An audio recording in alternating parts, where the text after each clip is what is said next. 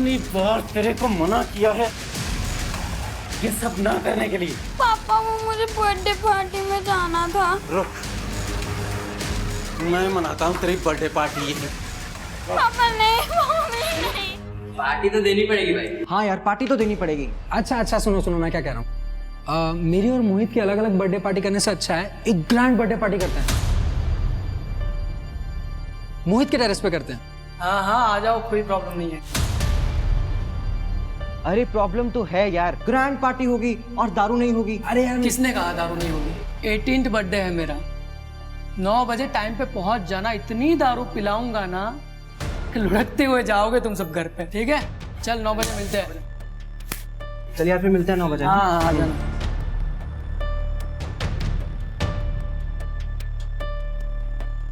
Mohit, happy birthday. Thank you Siya.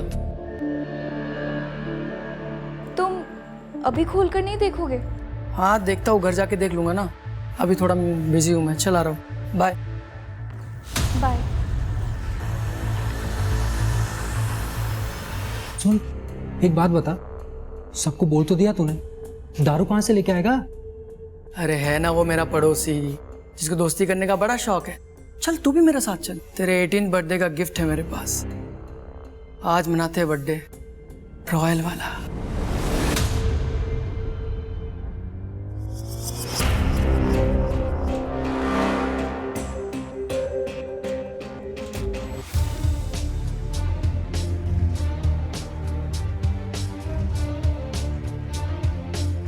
रहने दो ना भाई, बाद में कर लेंगे साफ। नहीं बस हो गया। ये लो।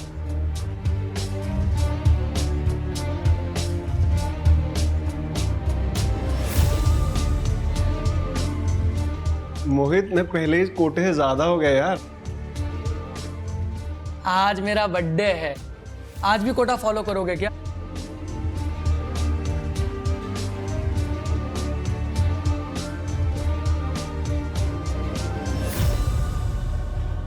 टाइम हो गया। मोहित, अरे यू श्योर ये करना ही है? और नहीं तो आए बे। तुझे क्या कहा था? तेरे 18 बर्थडे का गिफ्ट है मेरे पास। हाँ। यही तो है। और इस साइको को कौन ढूंढेगा?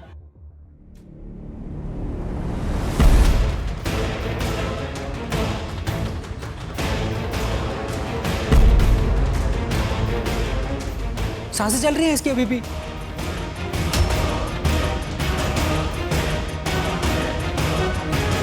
खून निकल रहा है रे। मैं काट के देखूं?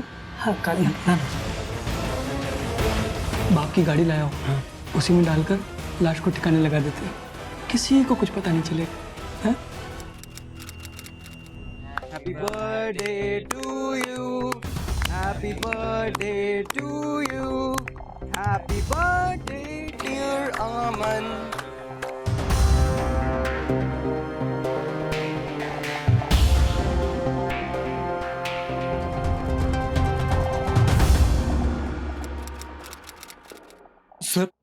सर आप मेरे साथ चलिए सर, वहां पे कोई गड़बड़ है सर। प्लीज सर आप चलिए मेरे साथ। ठीक है, आप कंप्लेंट लिखवाइए, हम चेक करेंगे। नहीं सर, इतना टाइम नहीं है सर। सर उन्होंने दरवाजा भी नहीं खोला सर। प्लीज आप चलिए मेरे साथ। करण, जाओ इनके साथ, देखो क्या बात है। चलिए। Thank you sir.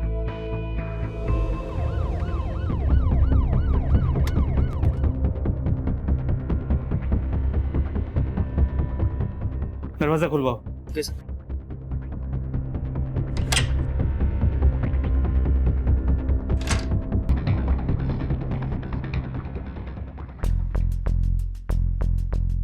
माँ,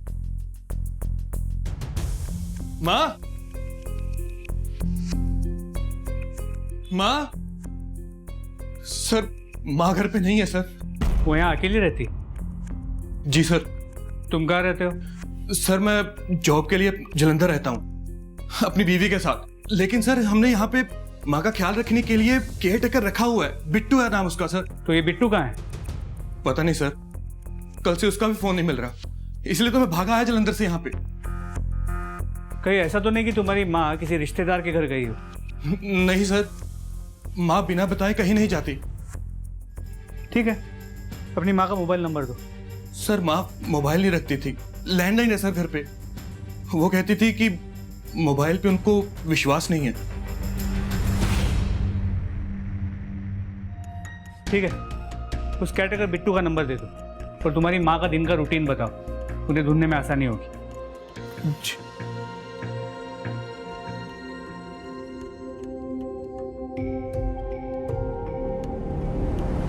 सर, आशालता आंटी को 3 दिन पहले देखा था मैंने बुधवार को घर से बाहर जाते हुए, और उनके हाथ में एक झोला भी था, शायद सब्जी लेने जा रही थी वो।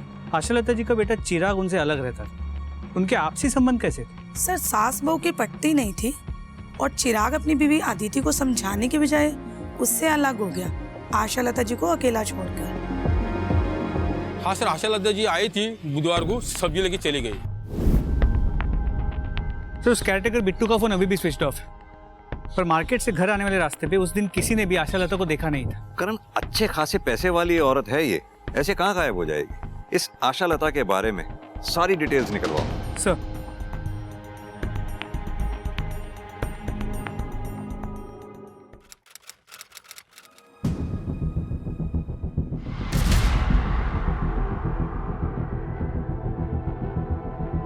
आरव, क्या हुआ?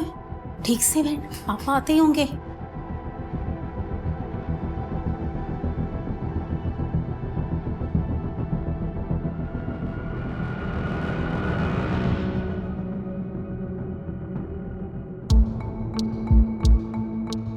How's your studies? What is you? Answer properly, Araf. Fine, sir. My studies are fine. Good.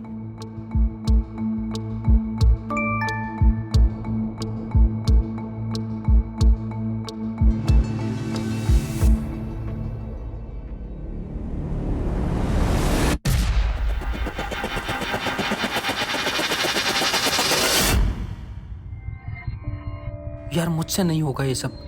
कैसे नहीं होगा? करेगा तो सब होगा। तुझे पता है ना, हम ऐसे आधे में काम नहीं छोड़ सकते, हमें अपना काम पूरा करना है। कौन? रिकी? रिकी क्यों? क्योंकि वो तुझ पे लाइन मारता है और ऐसों के साथ ऐसा ही होना चाहिए, और हमारी प्रैक्टिस भी हो जाएगी।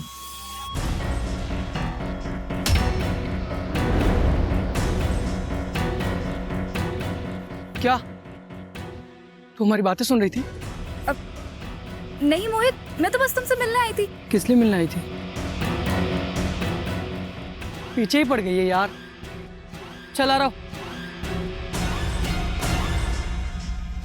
जी सिंह साहब, पुलिस हर जगह तो नहीं रह सकती ना क्राइम से पहले। जी सिंह साहब, मैं आपसे थोड़ी देर में बात करता हूं। जी जी, थैंक यू। हाँ कर। आशालता का कैरेक्टर बिट्टू 6 महीने पहले जेल में था, वो भी आशालता के ही कंप्लेंट पे। आशालता ने कंप्लेंट की थी कि उसने घर में चोरी की है। करण, ये बात कुछ अजीब नहीं है। आशालता ने जिस केयरटेकर बिट्टू के खिलाफ कंप्लेंट लिखवाई थी, वो बिट्टू वापस आशालता के घर में काम कर रहा था। जी सर, पर सर ये आशालता की बहू अदिति की फाइल है, शायद पड़ोसी इसी के बारे में बात कर रहे थे। सर, इंश्योरेंस पॉलिसी तो कराइए, कोई क्राइम थोड़ी ना कर दिया। हमने कब कहा ये क्राइम है? हमें आपकी सास आशालता के पड़ोसियों से पता लगा कि आपका और आपकी सास का इस पॉलिसी को लेकर झगड़ा हुआ था। कुछ बताएंगे आप?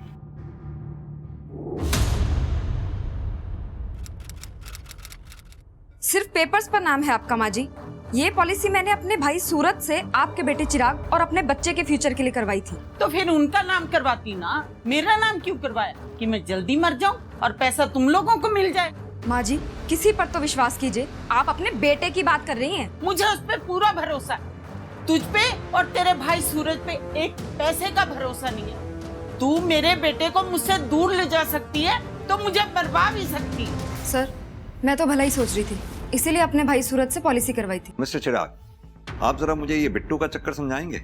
सर एक्चुअली मेरी माँ का नेचर थोड़ा डिफिकल्ट है, हर कोई उसके साथ एडजस्ट नहीं कर पाता। इसीलिए तो सर हमने बिट्टू को वापस काम पे रखा था कि बिट्टू माँ के नेचर के बारे में भी जानता है और यहाँ पहले काम भी कर चुका है। लेकिन हाँ सर, चोरी के बाद हमने बिट्टू की अच्छी तरह से जांच पड़ताल की थी, सब ठीक था सर। चलो करण।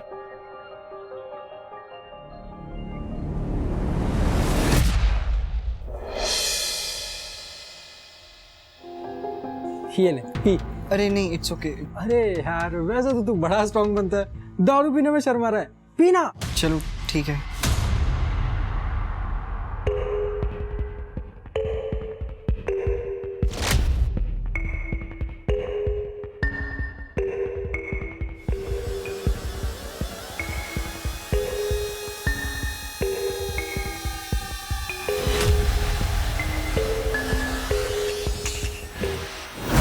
गया?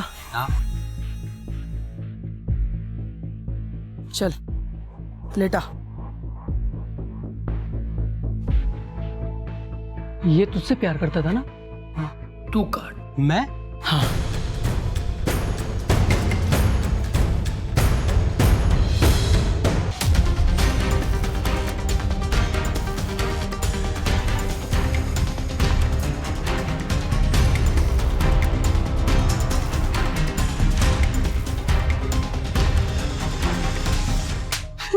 क्या किया आशा लता जी के साथ? कहाँ है वो? साहब मैंने कुछ नहीं किया साहब। कुछ नहीं किया? कुछ नहीं किया तो छुपा हुआ क्यों था और हमें देख के भागा क्यों? साहब मैडम ने ना जेल भिजवाया था मुझे, और मैं उन्हीं के साथ रहता था, काम करता था, तो मुझे पता था कि उनके गायब होने के बाद आप मुझे ही सबसे पहले पकड़ोगे, जेल में बंद करोगे, इसलिए डर के छुप गया था सर मैं।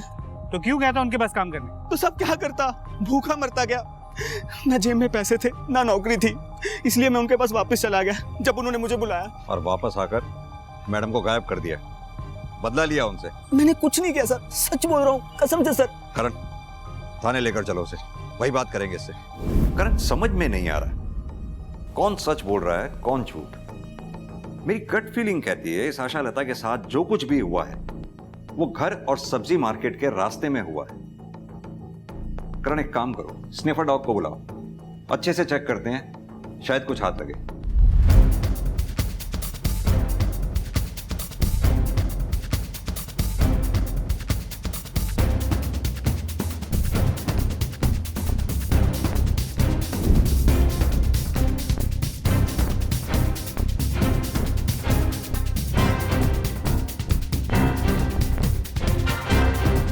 सर लगता है इधर कुछ है। करण खुदाई करवाओ। सर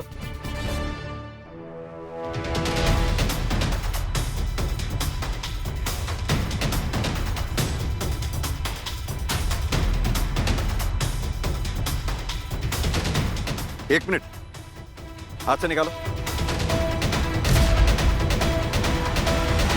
आशा लता? सर इधर आइए।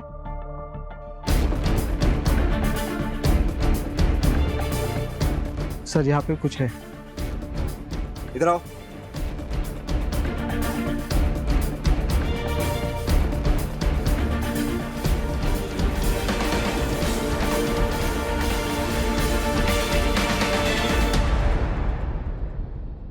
हाथ से निकाल, हाथ से, दोनों हाथ से।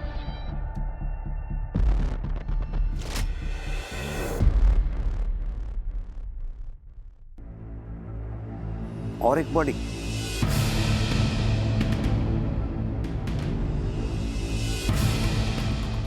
सर इधर आइए।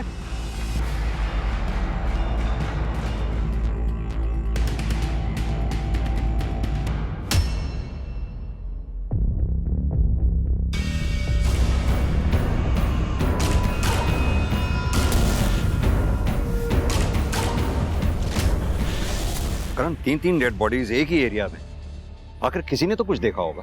और तीनों बॉडीज को पोस्टमार्टम के लिए भेजो। और हाँ, चिराग को बुला लो आशा लता जी को आइडेंटिफाई करने के। जी सर।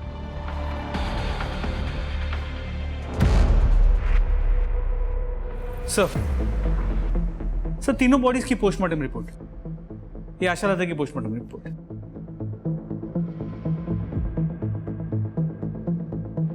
करण ये आशा लता की डेड बॉडी जहां हमें मिली थी वहां काफी खून पड़ा हुआ था, जैसे आशा लता की हत्या वहीं की गई हो। Murder weapon? सर हो सकता है किसी पत्थर से मारा हो, अब तक कुछ मिला नहीं है सर, हम ढूंढ रहे हैं। सर ये इस लड़की की पोस्टमार्टम रिपोर्ट है, उम्र करीब 17 साल के आसपास की है।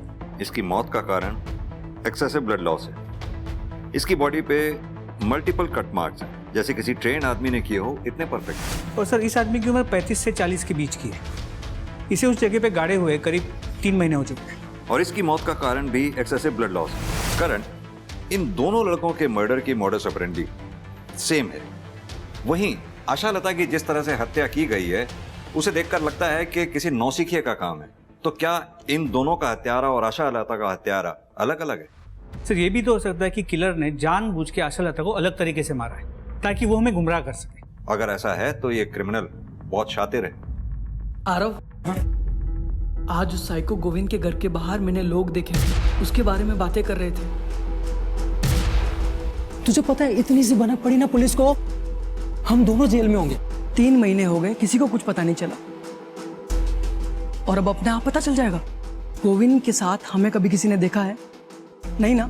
ठीक है, हमें गोविंद के साथ किसी ने नहीं देखा, लेकिन रिकी, उसके घर वाले नहीं ढूंढ रहे होंगे उसे? हाँ तो ढूंढने देना। सबको पता है, जब से वो तुझे लाइक करता था, हमारा और उसका कोई लेना देना नहीं था। आरव, अरे हट ना यार। ए रुकना, क्यों टेंशन ले रहा है तू? मैंने अपने टारगेट इतने सोच समझ कर चुने हैं कि कोई हमें उनसे कनेक्ट नहीं कर पाएगा। और तू भूल मत, मुझसे ज़्यादा स्मार्ट यहाँ कोई नहीं। नेक्स्ट टारगेट बताओ, किसे बनाना है? चूहा, चूहा, चूहा, पापा चूहा है उधर। चल मेरे साथ। नहीं पापा नहीं पापा। अब तुझे चूहों की आदत डालनी पड़ेगी, तभी बाहर निकालूंगा। पापा।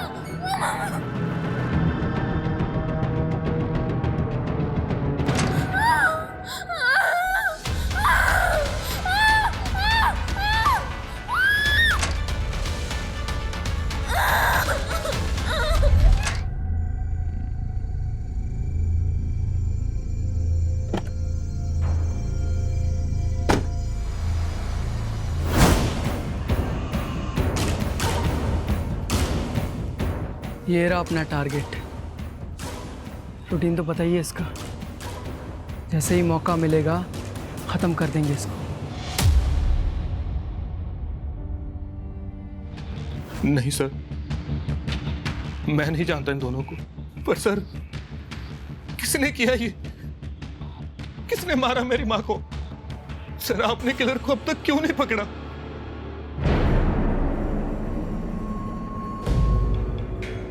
कातिल को ही ढूंढने की कोशिश कर रहे हैं हम चिराग, लेकिन इसमें हमें तुम्हारी मदद चाहिए। क्या तुम जानते हो किसी के बारे में, कोई ऐसा कि तुम्हारी माँ आशा लता का कत्ल कर सकता हो? नहीं सर।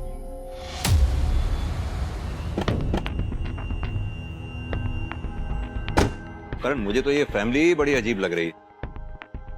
ये चिराग, उसे अपनी माँ के मरने का उतना दुख नहीं है जितना इंटरेस्ट उसको उसके किलर के बारे में जानने का है। वो कॉल रिकॉर्ड्स और सेल लोकेशन की रिपोर्ट मंगवाई थी, उसका क्या हुआ?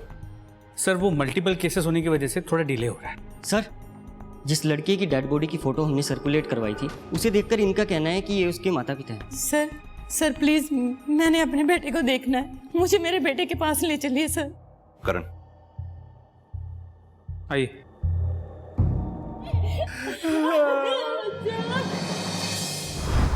इन दोनों में से किसी को जानते हैं आप लोग? इन दोनों की डेड बॉडीज हमें रिकी की डेड बॉडी के साथ में मिली हैं। सर, इन दोनों की डेड बॉडीज रिकी के साथ मिली हैं आपको? नहीं सर, हम नहीं जानते।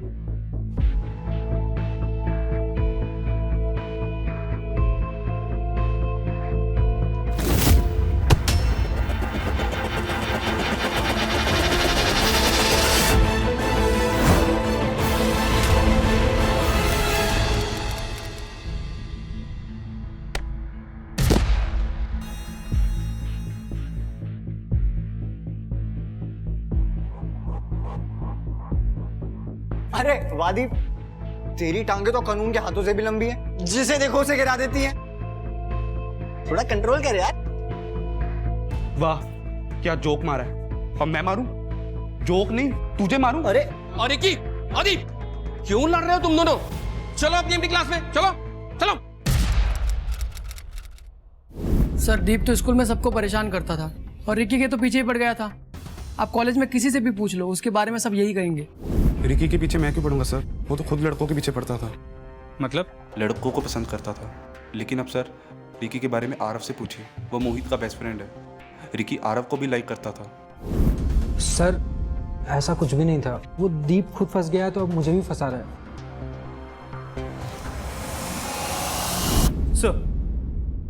सर रिकी के घर, कॉलेज, मोहल्ले सभी जगह पूछताछ की, लेकिन कुछ भी ऐसा नहीं मिला जो रिकी को आशालता जी या वो दूसरा डेड बॉडी उसके साथ कनेक्ट कर पाए।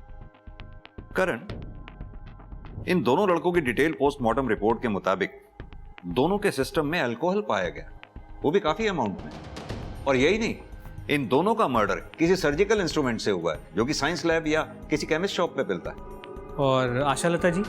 जबकि आशालता की पोस्टमार्टम रिपोर्ट में ऐसा कुछ नहीं है, लेकिन उससे जुड़े लोगों की सेल लोकेशंस एक आदमी की तरफ इशारा कर रही। जिस दिन तुम्हारी मां गायब हुई, फ्राइडे को, तुम त्रिलोक चौक में ही थे।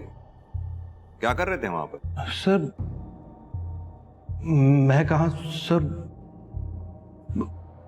मैं नहीं था सर। अच्छा,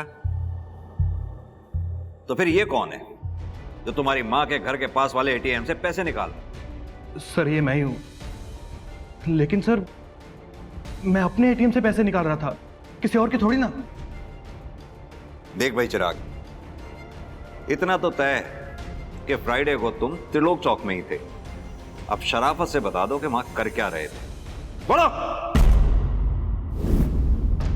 माँ आप अपनी सारी प्रॉपर्टी ऐसे कैसे चैरिटी में दान कर सकती हो? हाँ, मुझे जिंदा रहना है। तेरी बीवी इंश्योरेंस का पैसा लेने के लिए मुझे समय से पहले मरवा देगी। माँ वो इंश्योरेंस आपके होने वाले पोते के लिए है। नौकरी नहीं है मेरे पास, नौकरी चली गई है मेरी, पैसे नहीं है मेरे पास उसे पालने के लिए। जब घर की लक्ष्मी कुलक्ष्मी हो जाती है ना, तब ऐसा ही होता है। ना तू अदिति से शादी करता और ना मुझसे दूर गया होता तो आज ये सब तेरे साथ ना हो रहा होता। अब मेरे साथ लड़ना बंद कर। मेरी प्रॉपर्टी, मैं जो मर्जी करूं, तुझे इससे क्या लेना देना? हाँ? इतनी सी बात हुई और माँ मार्केट चली गई और मैं भी वहां से निकल गया। लेकिन सर मैं सच कह रहा हूं सर, मैं अपनी माँ को मारने के बारे में सोच भी नहीं सकता सर। इस चिराग पर बिल्कुल भी भरोसा नहीं किया जा सकता। जो एक बार झूठ बोल सकता है वो बार बार भी झूठ बोल सकता है। और अब तो एक चीज धीरे धीरे क्लियर भी होती जा रही है कि आशालता के मर्डर की मोडस ऑपरेंडी उन दोनों के मर्डर के मोडस ऑपरेंडी से डिफरेंट है। और अब तो डिटेल पोस्टमार्टम रिपोर्ट में भी ये क्लियर हो गया है कि आशालता के विसरा में अल्कोहल नहीं था, जैसा कि उन दोनों लोगों के पेट में था। अपने एफर्ट्स बढ़ाओ करण। इस अनजान आदमी के बारे में पता लगाना बहुत जरूरी होगा। कोई ना कोई तो होगा इसे जानने पहचानने वाला।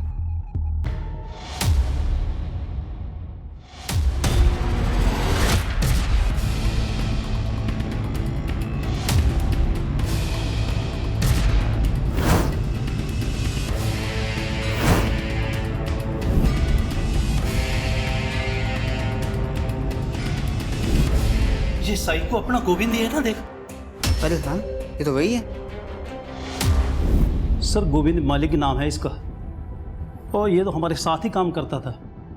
आपके ऑफिस का कोई भी एम्प्लॉय पिछले 3 महीने से ऑफिस नहीं आ रहा है और आपके ऑफिस में से किसी ने भी ये जानने की कोशिश नहीं की कि क्यों नहीं आ रहा है वो? सर इसकी किसी के साथ दोस्ती ही नहीं थी जो कोई इसके बारे में सोचता। इसका एड्रेस पता होगा आप लोगों को? जी सर, एड्रेस है इसका house number 21 Shastri Nagar. Sir इस गोविंद के घर का एड्रेस शहर के बिल्कुल दूसरे हिस्से में। फिर वो आशालता के घर के एरिया त्रिलोक चौक में क्या कर रहा था?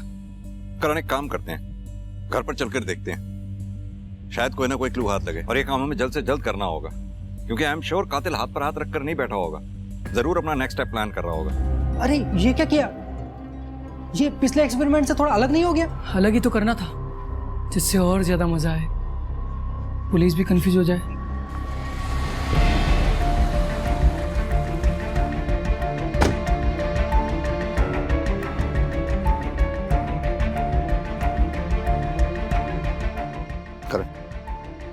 दरवाजा खुलवाने का बंदोबस्त करवाओ। सर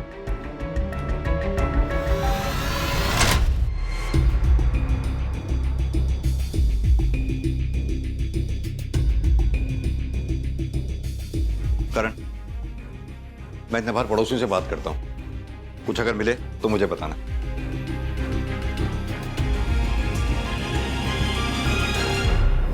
तीन महीने से आपका पड़ोसी घर में गायब है, आप लोगों को पड़ी ही नहीं। सर किसी से मतलब ही नहीं रखता था गोविंद, तो हमें भी उसकी क्या पड़ी थी। लेकिन उसके परिवार वालों को तो पड़ी होगी। कहाँ हैं उसके परिवार वाले? सर हमने तो ये सुना था कि उसके बीवी बच्चे मर चुके हैं और उसी ने मारा था उन सबको। करण, इस सुनी सुनाई बात के बारे में पता करो क्या हुआ था।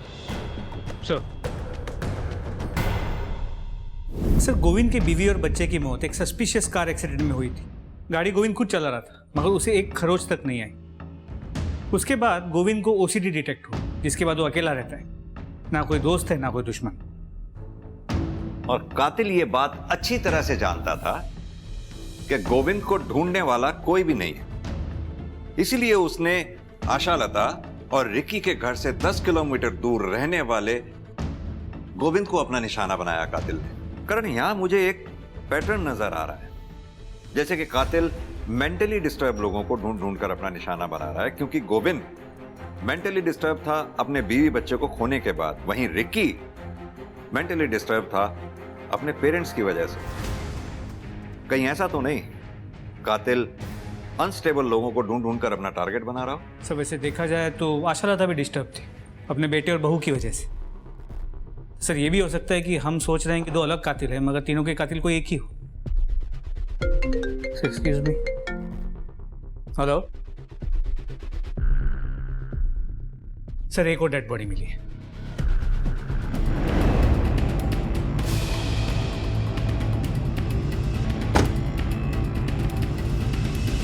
एक काम करो, क्राइम सीन सील कर दो, देखो कुछ मिलता है क्या।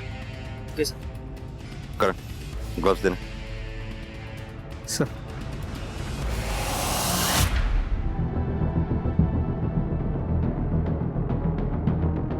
सर कितनी बेरहमी से मारा है, बॉडी में ऐसा कुछ भी नहीं छोड़ा जिससे आइडेंटिफिकेशन हो सके। लगता है जैसे किसी भारी चीज से वार किया गया। सर जैसे आशालता को मारा गया था, लेकिन सर इस बार बॉडी को छुपाया नहीं गया।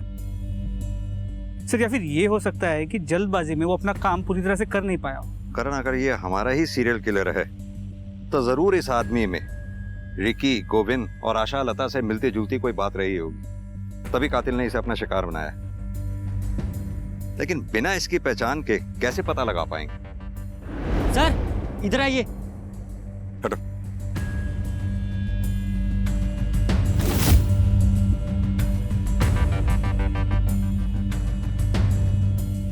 करण, फॉरेंसिक टीम को बुलाओ, टायर ट्रैक एग्जामिनेशन करवाओ, शायद उससे पता चले किस गाड़ी के टायर हैं ये। और हाँ, पता करो इस रूट पे आगे कहीं सीसीटीवी लगा हो तो शायद उसकी फुटेज से इधर की तरफ आने वाली गाड़ियों के बारे में कुछ पता चल सके। जी सर।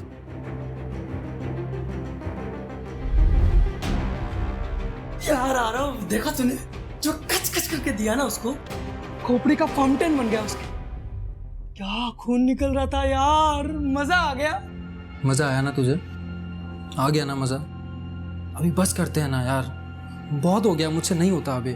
यार तू फिर शुरू हो गया, एक ही बात कितनी बार समझानी पड़ेगी तुझे। देख, अपना काम पूरा होने में सिर्फ एक स्टेप बाकी है, वो कर लेते हैं, फिर बंद कर देंगे बस। ठीक है, लेकिन मुझे थोड़ा टाइम चाहिए। ले ले टाइम।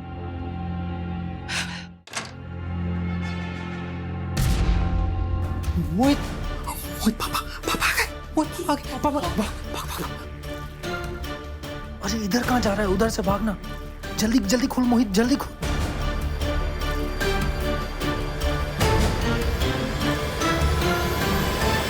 आरव, तुम्हें पढ़ने के लिए बोला था, ये क्या तमाशा लगा रखा है तुमने? Do you want to become a failure in your life? No sir. तो पढ़ने के टाइम पे क्यों बुलाया तुमने इसको? एक्चुअली सर वो मैं। Shut up! I am talking to my son. तुम बीच में कौन होते हो बोलने वाले? Get out! अगला काम जल्दी करना पड़ेगा, तू सोच ले। उधर से नहीं, इधर से।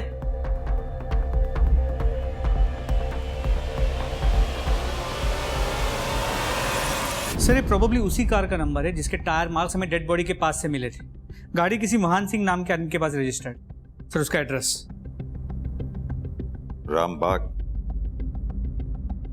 रामबाग तो जहां से हमें डेड बॉडी मिली थी वहां से 15 किलोमीटर दूर है ना, यानी कि सिमिलर पैटर्न। करण, इस एड्रेस पर चलकर देखते हैं आखिर ये महान सिंह है कौन, विक्टिम या किलर। आओ। ये मेरे पापा हैं सर, इन्हें किसने मार डाला सर? मानव, वही पता करने हम यहाँ आए। अब तुम ही हमारी मदद कर सकते हो ये बता के कि कौन कर सकता है तुम्हारे पापा के साथ ऐसे। मुझे नहीं पता सर, मुझे तो यकीन ही नहीं हो रहा कि पापा मर चुके हैं। और कौन रहता है तुम्हारे अलावा इस घर में? सर, मेरी माँ की डेथ मेरे बचपन में ही हो गई थी। एक छोटा भाई है सर, मगर उसे कोई फर्क नहीं पड़ता कि हम जिंदा हैं या मर गए। अगर उसे पता चला कि पापा मर चुके हैं तो वो खुशी ही होगा सर। वो खुश क्यों होगा?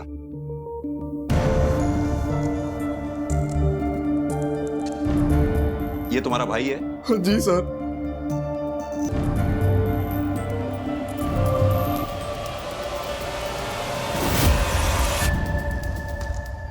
ये महान सिंह का बेटा मोहित और रिकी एक ही कॉलेज में पढ़ते हैं, यानी कि महान सिंह और रिकी के मर्डर में कोई तो कनेक्शन जरूर है। अब या तो मोहित इसका खुद जिम्मेदार है या फिर कॉलेज का कोई लड़का इन सबका जिम्मेदार। सर, मैंने इस मोहित से बात तो की थी, थोड़ा अजीब था। करण, बिना किसी सबूत के हम इसे इंटेरोगेट कर ही नहीं सकते। एक कॉलेज का लड़का इतने ब्रूटल मर्डर करेगा, इस बात का कोई भरोसा करेगा ही नहीं। एक काम करो, पता करो इसके पास मर्डर वेपन आया कहां से, और इसके लिए सबसे पहले इसके कॉलेज से स्टार्ट करो। ये किसके साथ उठता बैठता था, इसका रूटीन क्या था, इसका सारा कच्चा चिट्ठा निकालो। और जब तक तुम ये सब काम करते हो तब तक मैं इस मोहित से बात करता हूं। देखूं तो सही अपने बाप की मौत का रिएक्शन होता कैसा है इसके। सर,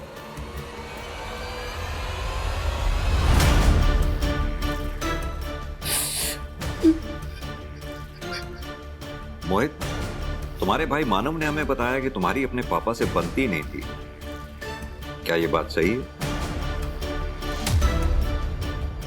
सर, वो पापा थे मेरे, कोई दोस्त नहीं थे जो हर बात पर बने। और वैसे भी हर बाप बेटे में थोड़ी बहुत अनबन होती है सर, हमारे बीच भी। क्या आपके कॉलेज के किसी लैब में से कोई इक्विपमेंट मिसिंग है? जी सर, एक स्कैल्पेल और एक सर्जिकल नाइफ, बट मैंने सोचा खो गए होंगे। क्या मोहित की एक्सेस थी इन इक्विपमेंट्स तक? सर, एक्सेस तो हर बच्चे की होती है जो लैब में जाता है।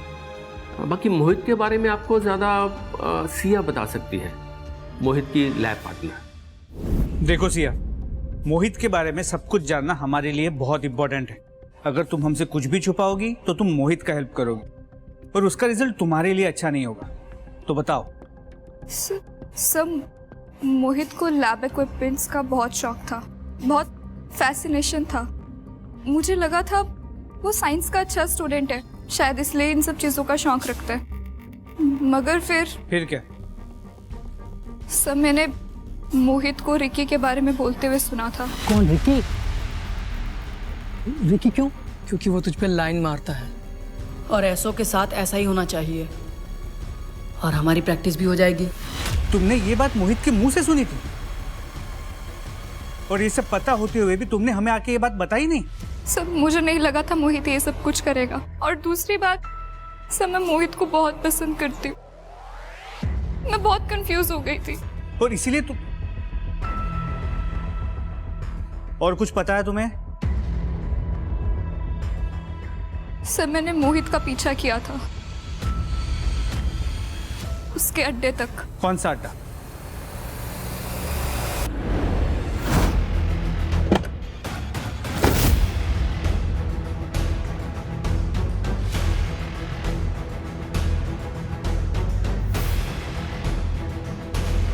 करण, इसी ब्रांड की अल्कोहल तो रिकी और गोविंद के पेट से मिली थी। सर, मोहित के डिटेल मोबाइल लोकेशन रिकॉर्ड्स आ गए। सर, जिन जिन जगहों पे हमें डेड बॉडीज मिली थी उन हर जगह पर मोहित की मोबाइल की लोकेशन मौजूद थी। लेकिन इंटरेस्टिंग बात यह है कि मोहित के साथ साथ उसके दोस्त आरव की मोबाइल की लोकेशन भी सेम थी।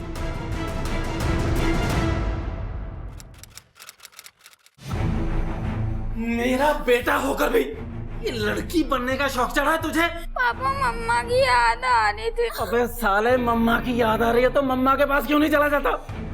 मेरी नाक क्यों कटवाने पे तुला है? लोगों को पता चलेगा तो मेरी क्या इज्जत रह जाएगी? दोनों का खेल अब खत्म हुआ। अब सीधी तरह से ये बताओ कि ये खूंखार खेल खेल क्यों रहे थे? सर हम तो पढ़ने लिखने वाले बच्चे हैं, आप ये कौन से खेल की बात कर रहे हैं? हमें कोई आइडिया नहीं है। आरव, तुम हमें सच सच बताओ। तुम अगर सच सच बताओगे तो मैं शायद तुम्हारी मदद कर पाऊंगा। मुझे मालूम है तुमने जो कुछ भी किया मोहित के कहने पर किया, तुम्हारी कोई गलती नहीं थी। तो फिर क्यों मोहित की गलती की सजा तुम भुगतना चाहते हो? आरव ये झूठ बोल रहे हैं, कोई हेल्प नहीं करेंगे तेरी। मैं कोई झूठ नहीं बोल रहा हूं आरव, अगर सच सच बताओगे मैं तुम्हारी मदद करूंगा। सर मैं आपको सब सच सच बताता हूँ सर। अबे ये क्या बताएगा? मैं बताता हूँ। हाँ, मैंने मारा अपने बाप को। अब ये बताओ क्यों? क्योंकि इसका बाप और मेरा बाप हमें कभी एक नहीं होने देते। अगर हम दोनों को एक होना है तो तुझे तेरे बाप को और मुझे मेरे बाप को मारना होगा। तुम्हारे लिए तो मैं कुछ भी कर सकता हूँ, बोलो कब करना है। इसलिए तुमने अपने पिता को मारा, और अगर वक्त रहते हम तुम्हें नहीं पकड़ते तो तुम आरव के पिता को भी सो कॉल्ड इस प्यार की वजह से मार डालते। मेरा बस चलता ना सर तो मैं मेरे बाप को कभी का मार चुका होता।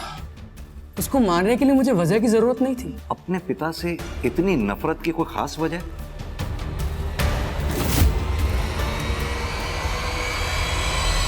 गोविंद को क्यों मारा? प्रैक्टिस चाहिए थी सर, रिकी को मारने के लिए। तो रिकी को क्यों मारना चाहते हो? सर वो क्योंकि रिकी की नजर थी मुझ पर तो। और आरव को कोई ऐसे देखे मैं सहन नहीं कर सकता था, इसके लिए मार दिया सर। और ये बेचारी बुजुर्ग औरत, इसको क्यों मारा? सर हमने किसी औरत को नहीं मारा, जितनों को भी मारा सब बता दिया आपको। तो तुमने आशा लता जी को नहीं मारा? बोला ना सर, नहीं मारा। हम आर्ट ऑफ किलिंग में इतने परफेक्ट हो गए थे, फिर क्यों मारते इस औरत को बेकार में? सुविधा संपन्न बचपन भी दर्दनाक हो सकता है अगर उसे समझा ना जाए। ऐसा बचपन सबसे हिंसक अपराधियों को जन्म देता है, जैसा मोहित और आरव के मामले में हुआ। आशालता के केस में इतने संदिग्ध थे, उसका बेटा चिराग, बहू अदिति का भाई अमन, आशालता का केयरटेकर बिट्टू या एनजीओ की हेड मेघा, सभी पुलिस के रडार में थे, मगर इनमें से सबूत किसी के खिलाफ नहीं था। आशालता का मामला अब शायद पुलिस की फाइलों में अनसुलझा ही रह जाए, मगर ये आशालता का केस ही था जिसने पुलिस को मोहित और आरव के एक्सपेरिमेंटल मर्डर्स को सुलझाने में मदद की थी। बचपन में जब मोहित और आरव को शायद सबसे अधिक समर्थन और समझे जाने की जरूरत थी, तब उन्हें यातना और पीड़ा दी गई थी, वो भी उनके अपनों के ही द्वारा। और इस यातना का बदला उन्होंने वैसी ही यातनाएं दूसरों को देकर लिया। दोनों के ही अपराध अक्षम्य हैं, मगर इन अपराधों के वे अकेले जिम्मेदार नहीं हैं। उनके परिवार, उनकी परवरिश भी उनके अपराधों में बराबर की हिस्सेदार। इसी के साथ अब मैं रेणुका शाहने आपसे विदा लेती हूँ।